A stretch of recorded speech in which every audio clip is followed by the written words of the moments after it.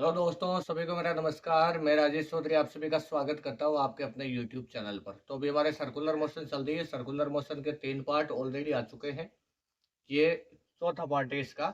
बाकी के 3 चैप्टर में हमने एक तो एंगुलर डिस्प्लेसमेंट के बारे में ढंग से पढ़ लिया था और एक पढ़ लिया था एंगुलर वेलोसिटी मतलब ओमेगा के बारे में, कोणीय वेग के बारे में। अब जैसे आज के बच्चे ने मुझे स्कूल में पूछा था कि सर ये ओमेगा अल्फा थीटा ये इसके बारे में क्यों पढ़ा रहे हो अभी?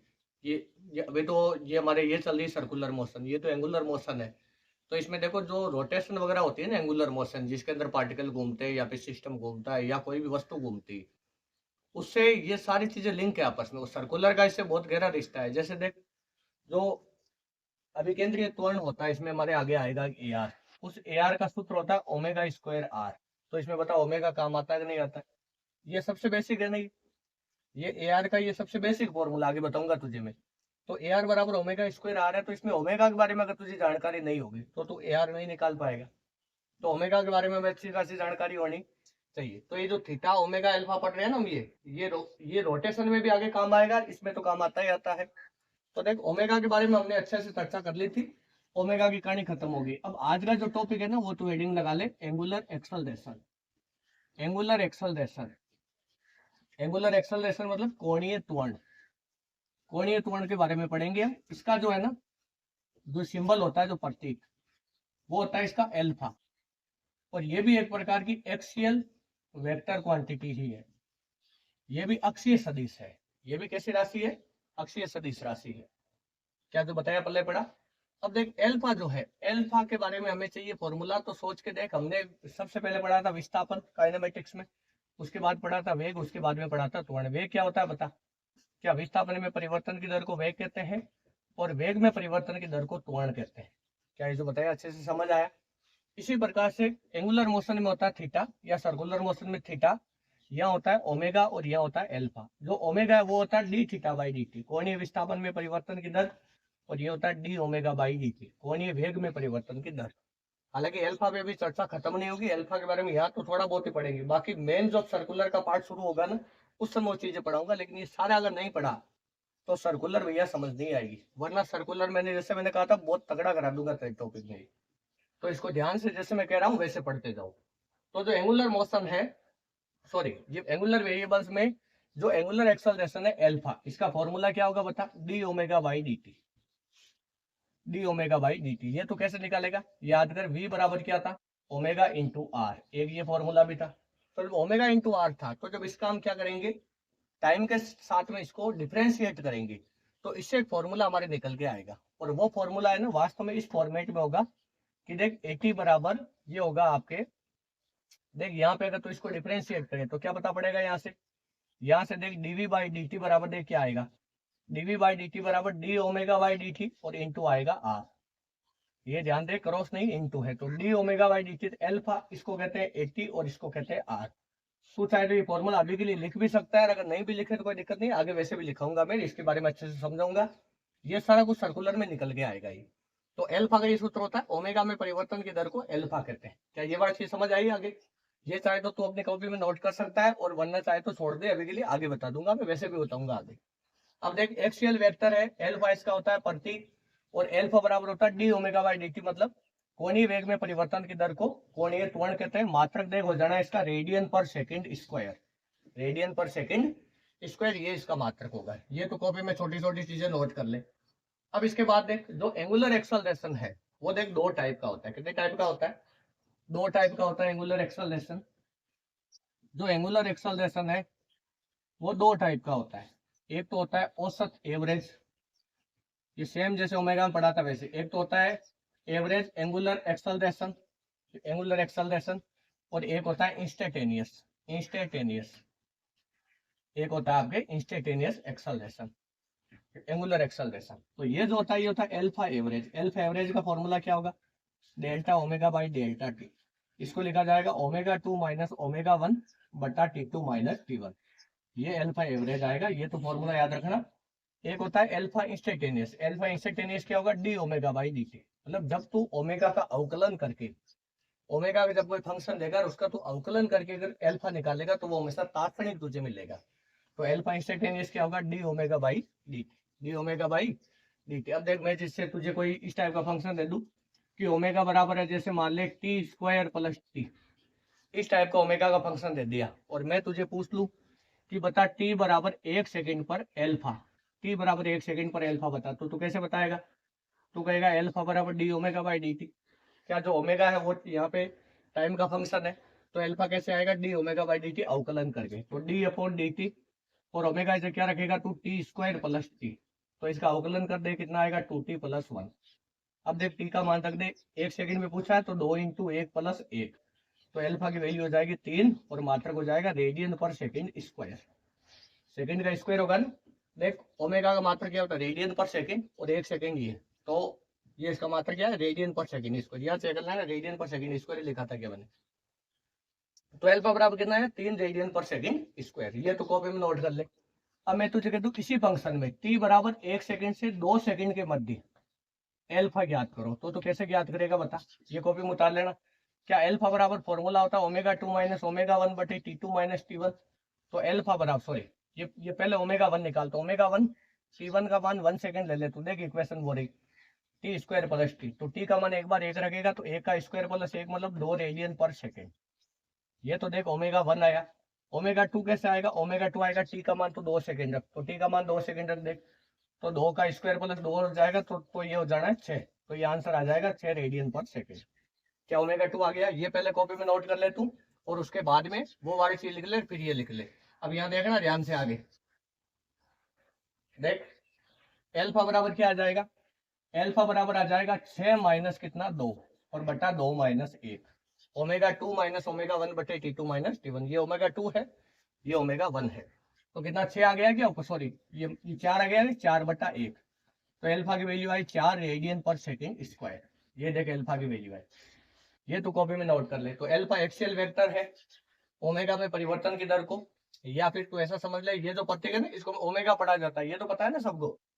तो एल्फा बराबर 4 रेडियन पर सेकंड स्क्वायर आया, और एल्फा होता है क्या है? एक्सियल वेक्टर है, और ओमेगा में परिवर्तन की दर, मतलब कोणीय वेग में परिवर्तन की दर को ही क्या कहते हैं? कोणीय त्वरण कहा जाता है। क्या कहा जाता है भैया? कोणीय त्वरण। ये तो सारा कुछ है ना कॉपी के अंदर नोट कर ले। अब देखो इसके बाद देखो आगे, तो तूने एल्फा कैसे निकालता है ये अच्छे से समझ में आया? एल्फा एवरेज कैसे निकाले, एल्फा इंस्टेंटेनियस कैसे निकाले, ये हम तीसरी बार कर चुके हैं। एक बार तो वेग में करा था, त्वरण में भी सेम ऐसा ही हम कर सकते हैं, बाद में ओमेगा में भी ऐसा ही किया, और एल्फा में भी ऐसा ही किया।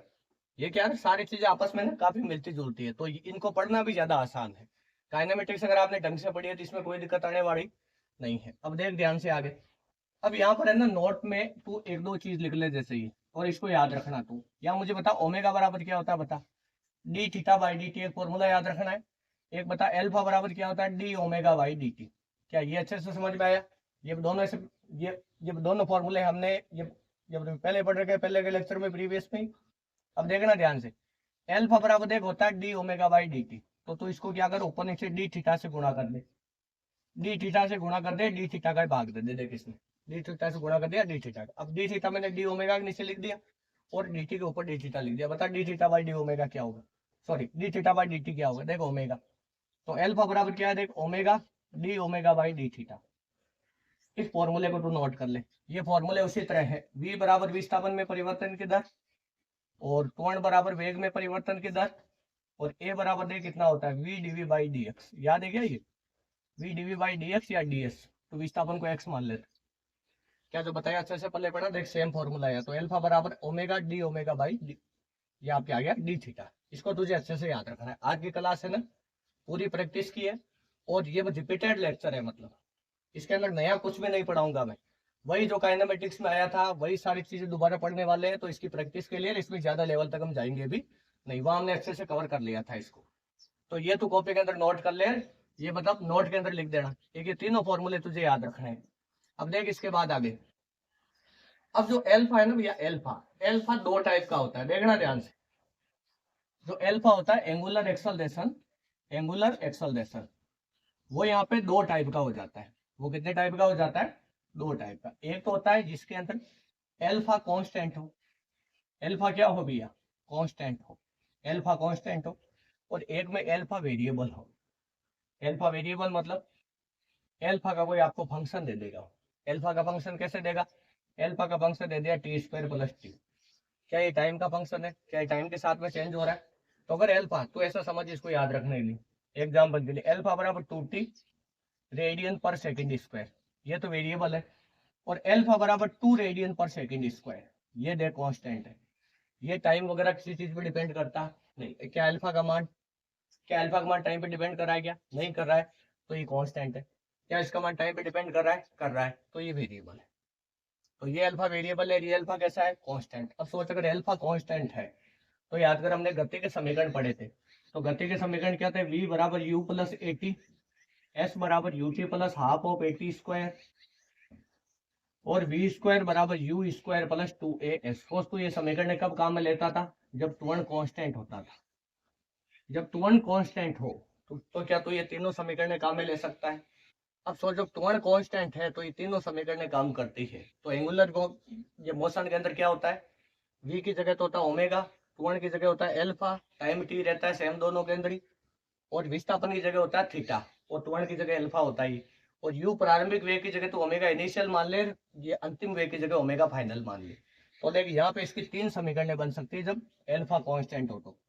ओमेगा फाइनल बराबर omega initial plus alpha T, और देख दूसरी समीकरण देख, पहले देख ओमेगा फाइनल बराबर omega initial plus alpha T, देख वहां से कंपेयर कर, v बराबर u प्लस ए टी है, v की जगह ओमेगा फाइनल, u की जगह ओमेगा इनिशियल प्लस a की जगह अल्फा, और टाइम की जगह टाइम रहना है। दूसरा देख समीकरण क्या बनेगा, वहां से देख के बता दे। तो विस्थापन की जगह यहाँ आएगा थीटा, विस्थापन की जगह यहाँ क्या आएगा?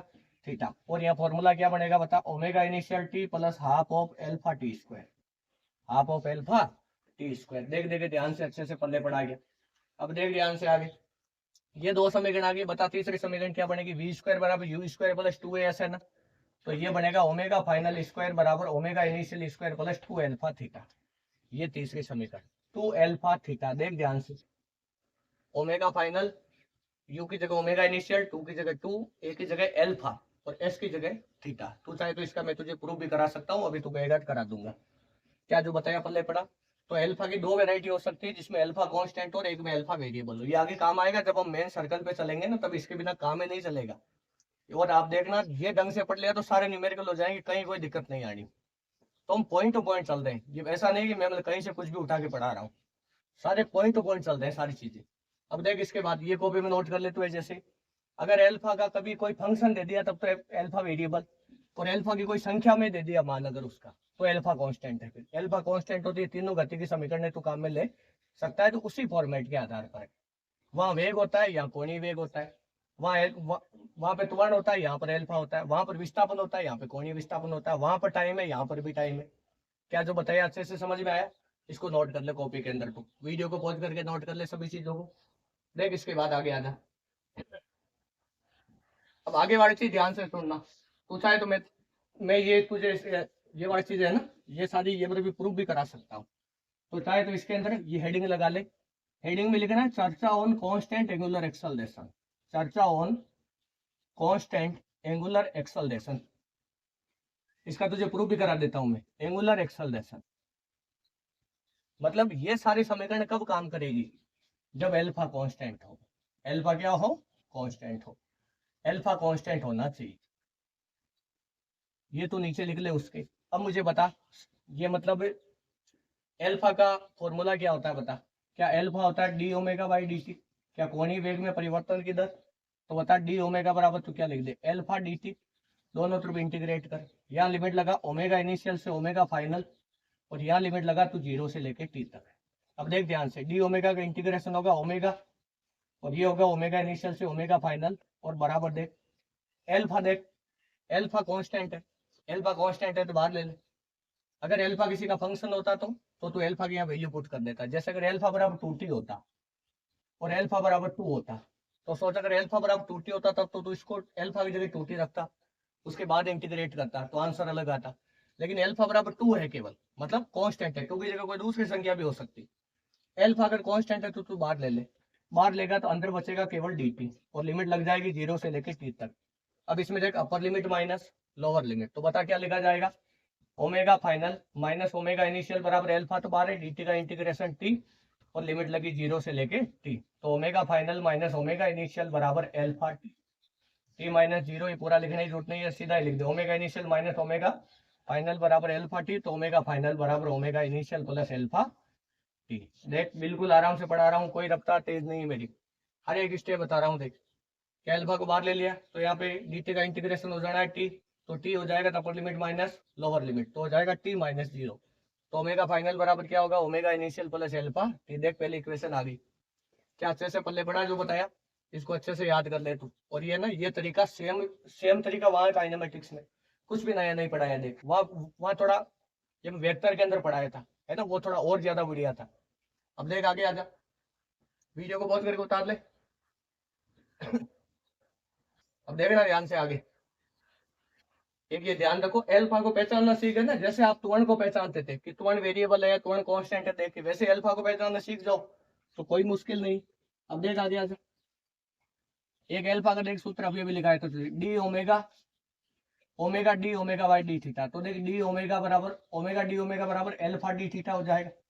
वही दोनों तरफ इंटीग्रेशन, ओमेगा इनिशियल से ओमेगा फाइनल, ओमेगा इनिशियल से ओमेगा फाइनल। और यहाँ पे तो लिमिट लगा दे 0 से लेके थीटा। मान ले जब पार्टिकल ने गति करना शुरू किया, ऐसे सर्कल पे था, उस समय पार्टिकल यहाँ था, यहाँ टी बराबर 0 माना, यहाँ पे तू यहाँ पर मतलब थीटा की वैल्यू भी 0 मान ले। उसके बाद पार्टिकल घूम के यहाँ चला गया, थीटा उसका कोणीय विस्थापन हो गया।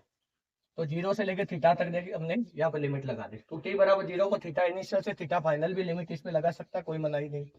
अब देख सोल्व कर इसको, क्या ओमेगा स्क्वायर बटा 2 हो जाएगा समाकलन इसका, ओमेगा डी ओमेगा एक्स की घात एन का फॉर्मूला लगा रहा हूँ, एक्स की घात एन प्लस 1 बटा एन प्लस 1। और देख लिमिट हो जाएगी ओमेगा इनिशियल से ओमेगा फाइनल और बराबर हो जाएगा एल्फा, और डी थीटा का हो जाएगा इंटीग्रेशन थीटा, लिमिट लगेगी 0 से लेकर थीटा तक। अब देख upper limit minus lower limit, upper limit क्या ओमेगा फाइनल स्क्वायर बटा 2 माइनस ओमेगा इनिशियल स्क्वायर बटा 2। देख upper limit minus lower limit, एक बार ओमेगा जब ओमेगा फाइनल रख दिया, एक बार ओमेगा की जगह क्या रख दिया, ओमेगा इनिशियल रख दिया। देख ध्यान से, तो ओमेगा फाइनल स्क्वायर बटा 2 माइनस ओमेगा इनिशियल का स्क्वायर बटा 2 बराबर देख क्या हो जाएगा, ये बराबर हो जाएगा एल्फा इंटू थीटा माइनस 0। अब देख 2 को कॉमन लेके उधर भेज, तो ओमेगा ये omega final square minus omega initial square बराबर 2 एल्फा थीटा।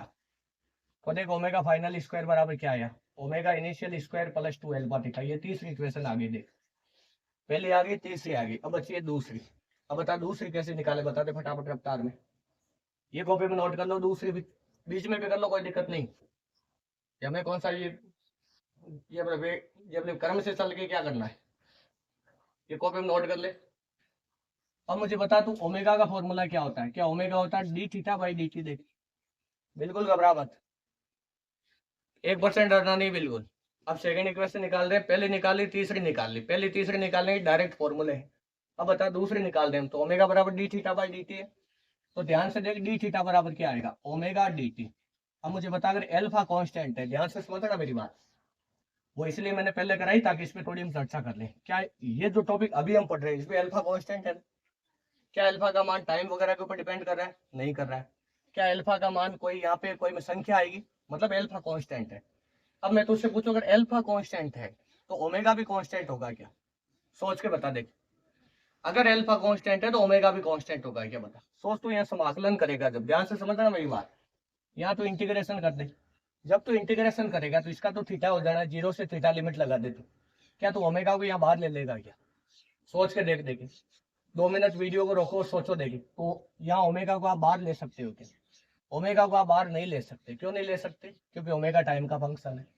और वो कैसे टाइम का फंक्शन, क्योंकि देख अल्फा कांस्टेंट है, अल्फा कांस्टेंट है चाहे अल्फा वेरिएबल है, दोनों स्थितियों में ओमेगा बढ़ भी सकता है और घट भी सकता है। क्या त्वरण और वेग के ऊपर बहुत चर्चा करी थी ढंग से हमने, मतलब ये क्लास में मतलब बहुत चर्चा करी थी भर भर के। त्वरण के ऊपर कम से कम केवल त्वरण के ऊपर 2 लेक्चर पढ़ाए मैंने आपको, कि त्वरण क्या होता है, कैसे काम करता है, कब रफ्तार चेंज होती है, कब क्या होता है, कब मैग्नीट्यूड चेंज होता है, कब डायरेक्शन चेंज होती है, सारा कुछ पढ़ा रखा है। वो सारी चीजें यहाँ काम आएगी।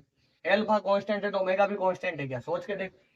एल्फा बराबर है D omega by D T, alpha constant है तो ओमेगा भी कांस्टेंट है क्या, ओमेगा कांस्टेंट हो कोई जरूरी नहीं है। सोच के देख ओमेगा कांस्टेंट होगा तो क्या होगा, अगर ओमेगा कांस्टेंट हो गया तो कांस्टेंट का अवकलन देख 0 होता है, कांस्टेंट का ये मतलब डिफरेंशिएशन क्या होता है, 0 होता है, तो अल्फा का मान आ जाएगा 0। मतलब ओमेगा तो तभी कांस्टेंट हो सकता है जब अल्फा 0 है। जब त्वरण 0 होता है तभी वेग कांस्टेंट हो सकता है, बाकी हर स्थिति में वेग बदलेगा।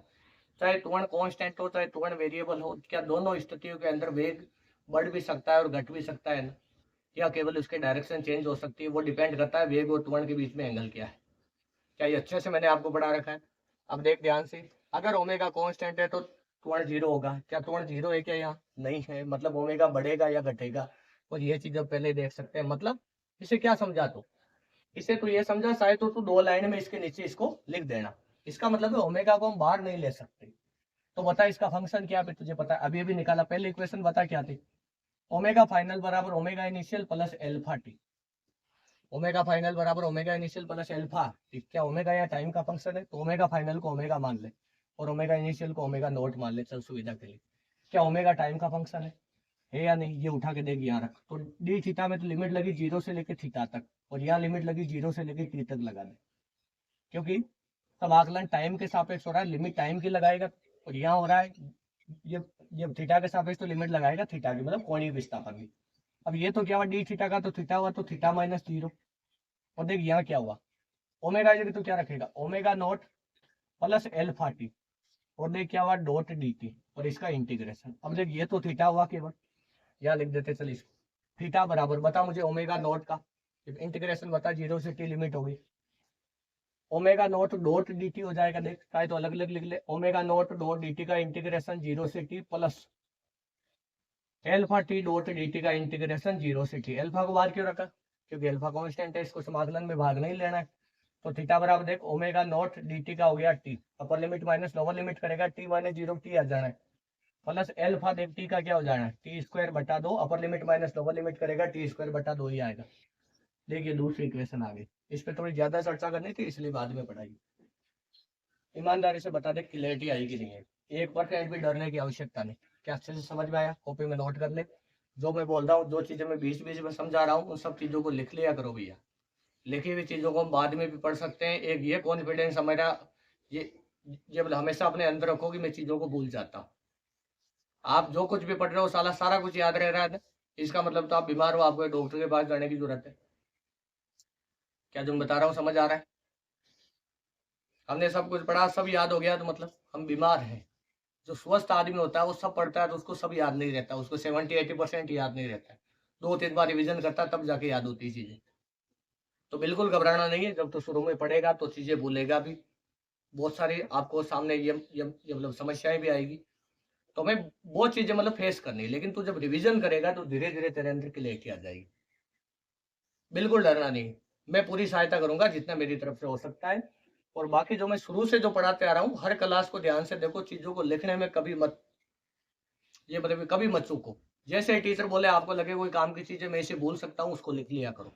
हमेशा अपने शब्दों में लिख लो नोट्स में, नोट्स आपको ही बनाने खुद को ही। अब देख ध्यान से, हमें कोई किताब थोड़ी सामने, अब क्या करते हैं बच्चे नोट्स बनाते हैं तो बिल्कुल परिभाषा एकदम, कोई डेफिनेशन आ गई, कोई चीज आ गई, किताब से देख देख के उसको उतारते। अरे भैया क्या करेगा, वो तो किताब में लिखा हुआ है ना तेरे, उसको लिखने का कोई फायदा नहीं है। नोट्स का क्या मतलब है, जो हमें समझ में आया, जो चीजें हमें याद रखनी है वो है, जो किताब में नहीं है। किताब के अंदर क्या होता है, बहुत ही ये संक्षिप्त में लिखा होता है, मतलब ये एक प्रकार किताब में कोड वर्ड में होता है। एनसीईआरटी किताब तो कोड वर्ड है, जिसको हमें डिकोड करना होता है, बहुत चीजें निकालनी पड़ती है अंदर से, बहुत चीजें समझनी पड़ती है, बच्चों को एग्जाम्पल दे दे के समझाना पड़ता है। तो कोई भी काम की चीज आई लिखने में कभी मत चूको, उसको तुरंत नोट्स के अंदर नोट कर लो आप। जो भी टीचर बोले, एक लाइन बोली टीचर ने, आपको लगता है मेरे काम की है, मैं बाद में बोल सकता हूँ, छाप दे फटाफट, अपने शब्दों में लिख लिया करो भैया, ये आगे बहुत काम आएगी आपके। क्या तीनों समीकरण अच्छे से समझ में आई? कॉपी में नोट कर ले, छाप दे फटाफट कॉपी के अंदर। अब देख आगे आ जा, इन तीनों समीकरणों को ढंग से तैयार कर लेना, याद कर लेना अच्छे से, बार बार लिखोगे तो ऑटोमेटिक याद हो जाएगा, तो बहुत सारे सवाल करेंगे। अब जैसे देख 4-5 सवाल करा देता हूँ, या उससे पहले कुछ वो पढ़ लेते हैं रिलेशन।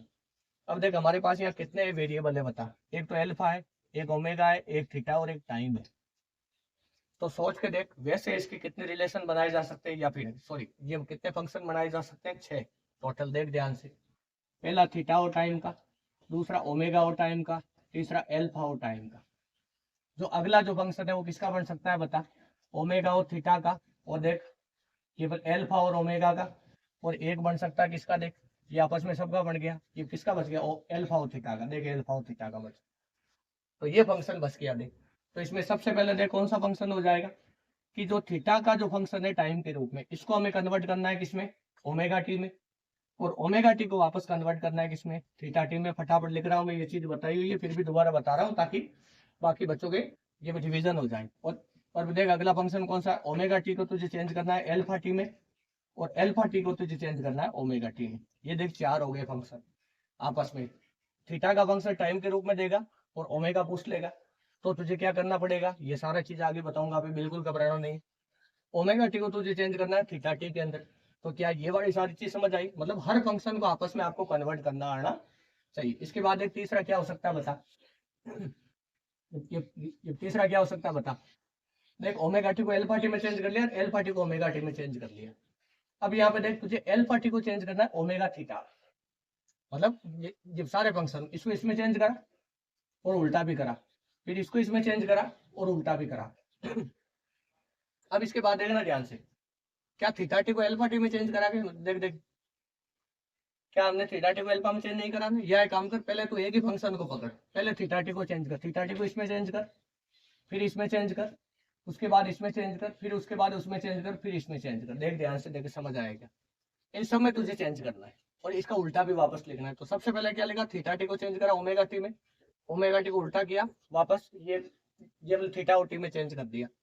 उसके बाद ये वाला एक बार रहना दे, रुक जा, ये बाद में लेकिन ओमेगा वाले बाद में आएंगे। पहले देख थीटा टी को इसमें चेंज कर लिया, थीटा टी को अब किस में चेंज करें, एल्फा टी में। तो थीटा टी का फंक्शन देगा एल्फा टी निकालो, और एल्फा टी से वापस उल्टा में ये थीटा टी भी निकालना आना चाहिए। अब देख तीसरे में आ जा, तीसरे के अंदर बता इसको किस में चेंज करें, थीटा टी को ओमेगा थीटा में। तो देख थीटा टी को हमें चेंज करना है ओमेगा थीटा में, और वापस ओमेगा टी को, सॉरी ये ओमेगा थीटा को चेंज करना है थीटा टी के अंदर। इसके बाद एक चौथा, जो चौथा फंक्शन है वो क्या है, ये थीटा टी को चेंज करना है एल्फा ओमेगा में। देख थीटा टी को चेंज करना है एल्फा ओमेगा में, और एल्फा ओमेगा को चेंज करना है थीटा टी में। और इसके बाद एक पांचवा आगे, क्या 4 हो गए, पांचवे में देख ये जब थीटा टी को देख इसमें चेंज करना है, ये बच गया। तो हमें थीटा टी को चेंज करना है एल्फा थीटा के अंदर, और एल्फा थीटा को वापस चेंज करना है थीटा टी के अंदर। इसके बाद एक सातवां, क्या ये तो एकदम क्लियरिटी आई। अब देख थीटा टी को तो हमने चेंज कर लिया, अब ओमेगा टी को चेंज कर, क्या ओमेगा टी को ये थीटा टी में चेंज करेगा, देख आ गया। ओमेगा टी को वापस थीटा टी में चेंज नहीं करना है, पहले ही लिख दिया, तो इसको दोबारा रिपीट नहीं करना है, ध्यान दे। अब देख ध्यान से, क्या थीटा टी को, सॉरी ओमेगा टी को एल्फा टी में चेंज किया, क्या देख कहीं नहीं किया। तो सबसे पहले क्या लिखें, ओमेगा टी को चेंज करो किसमें, एल्फा टी में, और एल्फा टी को किसमें चेंज करो, ओमेगा टी में। इसके बाद एक अगला फंक्शन, जो अगला है कितने हो गए, 6 हो गए। इसके बाद एक सातवां, सातवां जो है वो ओमेगा टी को तुझे चेंज करना है इसमें, फिर इसमें, फिर इसमें, उल्टा भी लिखना है। तो इसमें बता ओमेगा टी को किसमें चेंज करेगा, ओमेगा टी को तू यहाँ पे चेंज कर किसमें, ओमेगा थीटा में, और ओमेगा थीटा को वापस चेंज किसमें कर, ओमेगा टी के अंदर। इसके बाद एक 7 हो गए। अब देख 8, आठवां क्या बता, तो ओमेगा टी को चेंज करेगा एल्फा ओमेगा में, तो ओमेगा टी को चेंज करा एल्फा ओमेगा में, और एल्फा ओमेगा को वापस चेंज करा ओमेगा टी में। और इसके बाद देख कितने हो गए, ये हो गए 7 8, और ये हो गया आपके 9वां। देख ये 9वां, ये इसको ऐसे लिख लेते, थोड़ा रोमन में क्या लिख रहा है, ये कितने हो गए थे, 5 6 7 8। ये इसमें थोड़ा ध्यान दे, मैं कोई मतलब गलती नहीं करूँ। क्या इसको इसमें चेंज कर लिया अल्फा ओमेगा में। अब देख ओमेगा टी को इसमें चेंज करूँ एल्फा थीटा में, तो ओमेगा टी को चेंज करो एल्फा थीटा में, और वापस एल्फा थीटा को किसमें चेंज करो, ओमेगा टी में। क्या तो बताया, पल्ले पड़ा। इसके बाद एक आगे 10वां, यहाँ लिख देते हैं 10वां। देख क्या ओमेगा टी को सब में चेंज कर दिया, अब देख रहने दे इसको, ये इसको मिटा दे। अब वापस आ जा एल्फा टी पर, क्या एल्फा टी को इसमें और इसमें चेंज करने की जरूरत है क्या, एल्फा टी को ओमेगा टी में चेंज कर लिया था। देख एल्फा टी को थीटा टी में चेंज कर लिया, और एल्फा टी को ओमेगा टी में देख यहाँ चेंज कर लिया। तो वापस ये करने की जरूरत नहीं, आगे बढ़ता जा, इसमें चेंज कर, इसमें चेंज कर, इसमें चेंज कर। तो बता एल्फा टी को किसमें चेंज करें।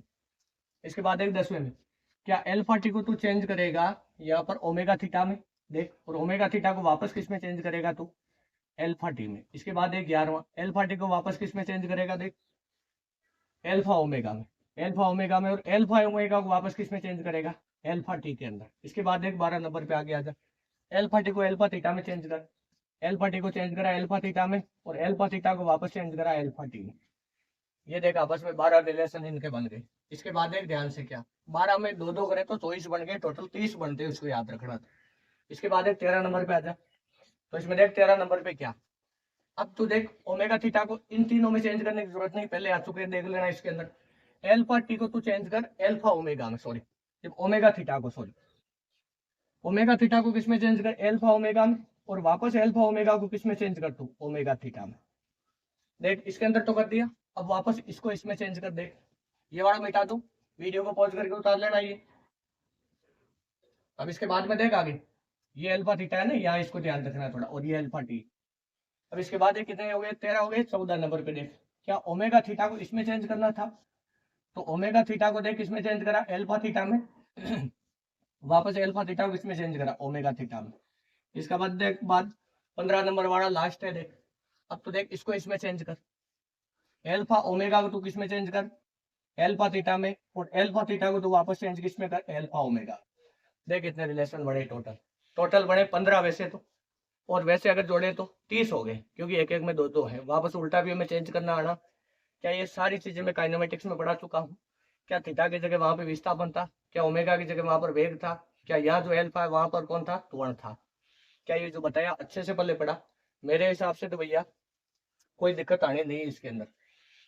अब ये जो रिलेशन है, जो मत नए बच्चे, जो मान लो किसी और स्कूल के बच्चे हैं, वो इसको अगर देख रहे हैं और उनकी ये चीज पढ़ी हुई नहीं है, तो कमेंट बॉक्स में लिख देना, और कमेंट बॉक्स में लिखने में शर्माना, ये मतलब नहीं है। मैं कोशिश करूंगा कुछ चीजें बताने की, और जिन बच्चों ने पढ़ रखा है उनके कोई दिक्कत नहीं। लेकिन आप देखोगे तो जितनी भी आपके पास कोई भी अगर गाइड है जिसके आप सवाल सॉल्व करे हो, उसमें आप देखोगे मैक्सिमम टाइम बहुत सारे जो सवाल मिलेंगे वो इसी टाइप के आपस में फंक्शन होते हैं कि इसको इसमें कन्वर्ट कर दे, जब इसको इसमें कन्वर्ट कर दे, इसको इसमें कन्वर्ट कर दे।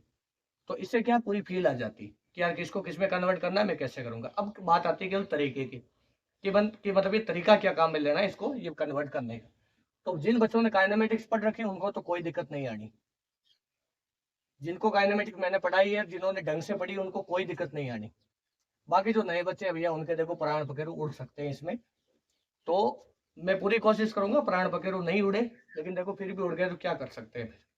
बाकी मैं अपनी तरफ से पूरा प्रयास करूंगा, थोड़ा आपको भी करना पड़ेगा, ज्यादा मेहनत भी आपको करनी पड़ेगी। देखो आगे आ जाओ, वीडियो को पॉज करके उतार ले सारा कुछ, वो पीछे वाला उतार लेना पहले दो।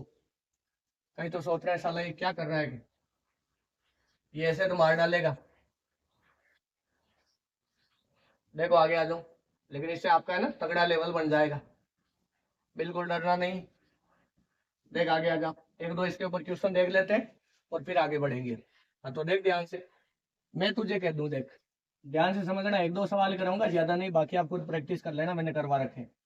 मैं ओमेगा बराबर तुझे दे दूं 2t, और मैं तुझे कहूँ कि इससे तू थीटा टी का फंक्शन निकाल। क्या तू निकाल सकता है क्या, बता कि कैसे निकालेगा, फटाफट बता दे। आप कमेंट बॉक्स में क्या लिखो, कैसे बताओगे आप अपने मतलब मन में सोचना है कि मैं ये कर सकता हूँ नहीं कर सकता हूँ, या वीडियो को पॉज करके कर लो। देख ध्यान से, ओमेगा को तू क्या लिखेगा बता, D theta by D T. पहली बात तो है ना, दो तीन फॉर्मूले याद रख। देख ओमेगा बराबर पता क्या होता है, D theta by D T होता है। तो अगर तुझे थीटा का फंक्शन दे दे टाइम के रूप में, मैं थीटा बराबर टी स्क्वायर दे दूं, तो ओमेगा कैसे निकालेगा, एक बार अवकलन करके निकाल ले। अगर मैं तुझे ओमेगा टाइम के फंक्शन के रूप में दे दूं, तो डी थीटा बराबर तू लिखेगा ओमेगा डी टी, और इंटीग्रेशन कैसे थीटा टी का फंक्शन आ जाएगा। अब बता एल्फा बराबर क्या होता है, D omega by D T. तो डी ओमेगा बराबर क्या होगा, एल्फा डी टी होगा। तो देख ओमेगा अगर टाइम के रूप में फंक्शन दे देते एल्फा आ जाता है, और अगर एल्फा का टाइम के रूप में फंक्शन दे देते इंटीग्रेशन करके तो ओमेगा निकाल सकता है। बाद में टी को एलिमिनेट कर दे। अब देख ध्यान से, एक सवाल में बहुत सारे फंक्शन मैं तुझे निकलवा दूंगा। एक वो भी फॉर्मूला याद रखना है जो जो जो आज की क्लास में लिखाया था नोट के अंदर, वो एल्फा वाला फॉर्मूला था ना, एल्फा बराबर D omega by D theta. अब देख ध्यान से आ जाए, ओमेगा बराबर D theta by D T होता है, ओमेगा बराबर 2t है। तो बता ओमेगा बराबर देख डी थीटा बराबर देख क्या हुआ, ओमेगा डी टी। दोनों तरफ इंटीग्रेशन कर, ये तो हुआ थीटा, और देख ओमेगा से क्या रख दे 2t, और ये हो गया dt, और इसका इंटीग्रेशन कर। तो देख थीटा बराबर 2, इंटीग्रेशन करना सिखाया हुआ बेसिक में, सब कुछ पढ़ा रखा। टी का इंटीग्रेशन कर टी स्क्वायर बटा 2। देख दो ने दो को मार डाला, थीटा बराबर टी स्क्वायर। देख बताइए कौन सा फंक्शन है, इसने तुझे क्या दिया था, ये थीटा टी का फंक्शन है, और इसने तुझे दिया था किसका फंक्शन, ओमेगा टी का। तो तूने ओमेगा टी से थीटा टी निकाल लिया। देख उसके अंदर देख अपनी टेबल में जो तूने अभी वो जो मतलब ये सारी चीज लिखाई थी ना बोर्ड में, ये उनमें से मैच कर ये कौन सा फंक्शन है, ओमेगा टी को थीटा टी में कैसे बदलते हैं, देख समझ में आएगा। मतलब ये मुश्किल बिल्कुल नहीं, और एक बार इनकी अगर हरेक की आप हरेक का एग्जाम्पल लो अपने मन से, ये भी डेटा आसान ले लेना और बाकी कैलकुलेशन करते जाओ। जो मुझे नहीं आए, जो हमारे स्कूल के बच्चे हैं वो क्लास में पूछ लेना, और बाकी इसके ऊपर ये मतलब कमेंट में लिख देना, बीच में डैश वगैरह लगा कि इसको इसमें कैसे कन्वर्ट करें, आगे किसी वीडियो में वो मैं कवर करवा दूंगा। क्या ये अच्छे से समझ आया? अब देख यहाँ से इन दोनों फंक्शन को देख साथ लिख तू, ओमेगा बराबर 2t, तो बता टी बराबर कितना होगा, ओमेगा बाई 2, ये उठा के इसमें रख। तो देख थीटा बराबर ओमेगा बाई 2 का whole square, omega dot 2t जो सवाल में दिया था वहां से मैंने टी की जगह क्या रख दिया, ओमेगा बटा 2, और उठा के इसमें रख दिया। तो बता क्या थीटा बराबर कितना है, क्या ओमेगा स्क्वायर बटा 4 आया, देख ओमेगा स्क्वायर बटा 4। तो देख ओमेगा स्क्वायर बराबर कितना आया, 4 थीटा, तो ओमेगा बराबर 2 रूट थीटा। ये बता कौन सा फंक्शन है, ओमेगा थीटा का फंक्शन है। देख तो ओमेगा थीटा निकाल सकता है, वो कह सकता है ओमेगा टी से ओमेगा थीटा निकाल, या थीटा टी से ओमेगा थीटा निकाल, दोनों चीजें तू कर सकता है। क्या तू बताया, समझ आया? अब मैं तुझे कह दूं तू एल्फा टी का फंक्शन भी निकाल, बता कैसे आएगा। एल्फा टी का अगर वो फंक्शन दे दे तो बता एल्फा बराबर होता है क्या है, क्या होता है D omega by D T. तो एल्फा बराबर डी अपॉन डी टी थे, बता ओमेगा क्या रख सकता है तू रख सकता है 2t। तो इसका देख अवकलन कर दे, तो एल्फा बराबर 2 इंटू टी का मान हो जाएगा 1। तो एल्फा बराबर, जब इसका अवकलन करेगा तो एक ही आएगा ना, तो एल्फा बराबर आ गया 2। मतलब ये तो किसी चीज का फंक्शन ही नहीं, ये तो कांस्टेंट आ गया। ये कांस्टेंट आ गया तो इसका आपस में फंक्शन निकाला नहीं जा सकता है, तो हो सकता है फंक्शन यहाँ पे तू थोड़ा चेंज करके ले लेना। ये कॉपी में नोट कर ले पहले, फटाफट रफ्तार में कर ले, ये कॉपी में नोट कर ले। वीडियो को पॉज करके एक सवाल और करूंगा, बाकी खर्चा कल करेंगे। अब देख ध्यान से आगे, मैं तुझे ऐसा कह दूं कि ओमेगा बराबर कोई, या फिर सोच के देख थीटा का कोई फंक्शन दे दूं टी क्यूब, या फिर तू हाँ टी क्यूब कोई फंक्शन दे दूं, और मैं कहूँ तुझसे इसे एल्फा टी निकाल, तो एल्फा टी कैसे निकालेगा बता, इसमें ओमेगा बीच में ही आ जाएगा। देखना क्या ओमेगा बराबर होता है D theta by D T, तो देखिए आएगा D upon D T, theta की जगह टी क्यूब, इसका अवकलन कर दे, बता क्या आएगा। क्या ओमेगा बराबर आ जाना है 3t स्क्वायर, कौन सा फंक्शन आया, ओमेगा टी आया। अब मुझे बता एल्फा बराबर क्या होता है, एल्फा बराबर होता है D omega by D T. तो देख एल्फा बराबर डी अपॉन डी टी को तो तू ऐसे से रख, और ओमेगा की देख क्या रख दे, यहाँ रख दे 3t स्क्वायर, देख ये रहा। तो एल्फा बराबर कितना आ जाएगा, 6t आ जाएगा। देख कौन सा फंक्शन आया। तो थीटा टी से ओमेगा टी कैसे निकालते हैं, ओमेगा टी से एल्फा टी कैसे निकालते हैं, और थीटा टी से। यहाँ देख कितने फंक्शन पढ़े हमने। तूने यहाँ थीटा टी से ओमेगा टी निकालना सीखा, ओमेगा टी से तूने एल्फा टी निकालना सीखा, या थीटा टी से तूने सीधा एल्फा टी निकालना सीखा। 3 सवाल एक ही सवाल में क्लियरिटी आई। देख ध्यान से मैच कर ले, उसके अंदर अच्छे से क्लियरिटी आ जाएगी पूरी। अब देख मैं तुझे और पूछूं कि तू यहाँ पे ओमेगा एल्फा का फंक्शन निकाल, एल्फा ओमेगा निकाल यहाँ पे फंक्शन, बता कैसे आएगा। एल्फा ओमेगा, देख एल्फा ये रहा, ओमेगा ये रहा, तो बता ओमेगा का फॉर्मूला क्या है 3t स्क्वायर, और एल्फा का फॉर्मूला क्या है 6t। देख तो यहाँ से टाइम को एलिमिनेट कर दे, तो t बराबर एल्फा बटा 6 है, तो ओमेगा बराबर 3 इंटू टी की जगह एल्फा बटा 6 का स्क्वायर, तो बता कितना आया, ओमेगा बराबर 3 इंटू एल्फा का स्क्वायर बटा या 36। 3 का भाग इसमें देख, तो इसमें देख 3 का भाग आया 12 बार, तो बता एल्फा स्क्वायर कितना आया, एल्फा स्क्वायर आया 12 ओमेगा। तो देख एल्फा बराबर 12 ओमेगा का अंडर रूट। ये बता कौन सा फंक्शन है, एल्फा ओमेगा है। अब मैं कहूँ तुझे एल्फा थीटा का फंक्शन निकाल, तो कैसे निकालेगा बता। देख यहाँ पे थीटा बराबर क्या दे रखा है, टी क्यूब दे रखा है। ये वीडियो को पॉज करके उतार ले। देख सवाल क्या था, थीटा बराबर टी क्यूब, तो यहाँ पे देख, और एल्फा बराबर क्या है 60, तो टी बराबर कितना है बता, एल्फा बटा 6। तो यहाँ पे देख थीटा बराबर कितना आया, एल्फा बटा 6 का क्यूब आ गया। तो इसको सोल्व कर लेना आगे। ये किसका फंक्शन है बता, एल्फा थीटा का फंक्शन है।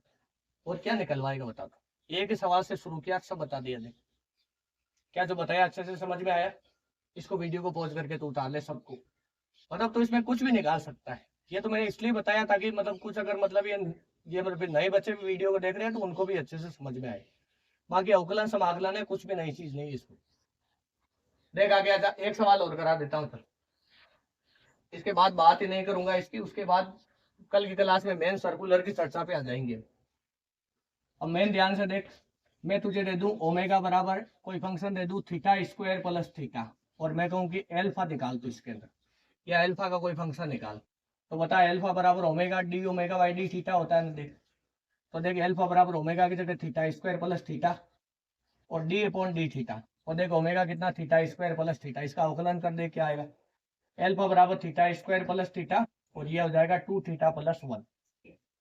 क्या जब अवकलन करना रहता है ना भाई, अवकलन देखो आना चाहिए वरना कुछ नहीं होगा। ये देख इसका फंक्शन आया, ये फंक्शन आया एल्फा ऑफ थीटा का। इसका उल्टा भी कर सकता है, कोई समस्या नहीं। देख मैं तुझे दे दूं एल्फा बराबर है थीटा स्क्वायर, या केवल थीटा एल्फा बराबर, तो ये किसका फंक्शन हुआ? एल्फा हुआ कोणीय त्वरण और ये हुआ कोणीय विस्थापन। क्या ये दोनों का जो आपस में रिलेशन है एल्फा थीटा का फंक्शन है।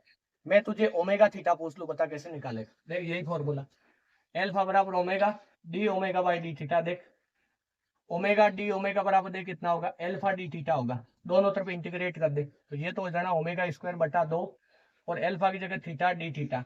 देख इसका इंटीग्रेशन कर तो ओमेगा स्क्वायर बटा 2 बराबर देख थीटा का इंटीग्रेशन थीटा स्क्वायर बटा 2, 2 ने 2 को मार डाला तो ओमेगा बराबर थीटा। ये बता समझ आया कि नहीं? जब स्क्वायर से देख रूट हट गया इसका, है ना, ये वाला स्क्वायर से ये वाला स्क्वायर कट गया, तो देख ओमेगा बराबर कितना है? थीटा। देख ओमेगा थीटा का फंक्शन आ गया। अब तू चेक कर ले मैंने तुझे कितने फंक्शन निकलवाए। यहाँ कौन सा फंक्शन दिया था? फंक्शन दिया था ओमेगा थीटा का, और तूने इसे क्या निकाला था? देख एल्फा थीटा।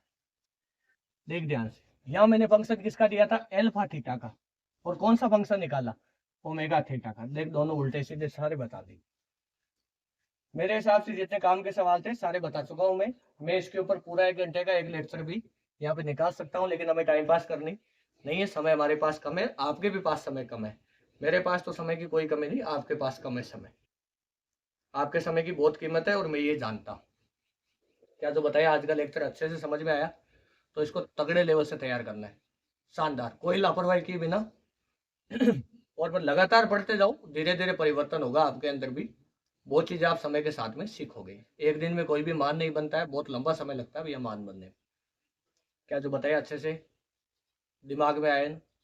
तो वीडियो को देखने के लिए बहुत बहुत धन्यवाद। आज के लेक्चर में इतना ही, बाकी की सारी जो चर्चा है वो हम कल के लिए छोड़ देते हैं। बहुत बहुत धन्यवाद।